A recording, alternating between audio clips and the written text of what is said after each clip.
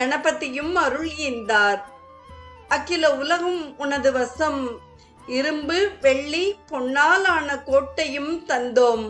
அதற்கு திரிபுரம் என்று பெயர். உன் பெயரும் திரிபுராசுரன். சிவனால் தான் நீ அழிவாய், ஆயினும் வேண்டியபடி முக்தி நிலை அடைவாய் என்றார். கணபதியை தினமும் உபாசனை செய்தாலும் எல்லா உலகத்தையும் தன்வசப்படுத்தினான். தேவர்களை துன்புறுத்தினான். மனம் நொந்த தேவர்கள் நாரதரை நாடினர். அவரிடம் இதற்கான உபாயம் வினவினர். திரிபுராசுரன் கணபதி உபாசகன் ஆனதால் நீங்கள் கணபதியையே வேண்டுங்கள் என்று அவர் மறுமொழித்தார். ஆகவே தேவர்கள் கணபதியை நாடி நலம் கோரினர். அவரும் ஆகட்டும் என்றார். கணபதி ஒரு பிராமண வடிவில் வந்து திரிபுராசுரனை மிகவும் புகழ்ந்தார்.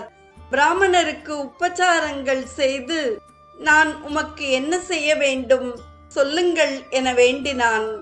ஒன்றுமில்லை, நானும் ஒரு கணபதி பக்தன். சிவனிடம் இருக்கும் சிந்தாமணி விநாயகர் தேவை. முடிந்தால் சிவனிடமிருந்து பெற்றுத்தாரும் என்றார். சிவனிடம் சிந்தாமணி விநாயகர் உள்ளதா? இது எனக்கு தெரியாதே. நான் பெற்றுத் தருகிறேன் என்றான். கைலாயம் சென்றான். சிவனிடம் வேண்டினான். போர் நடந்தது. சிவபெருமான் கணபதியை வணங்கி திரிபுராசுரனிடம் போரிட அவன் கணபதி ஈன்ற வரப்படி அடிந்தான். முக்தியும் எய்தினான். தொடர்வது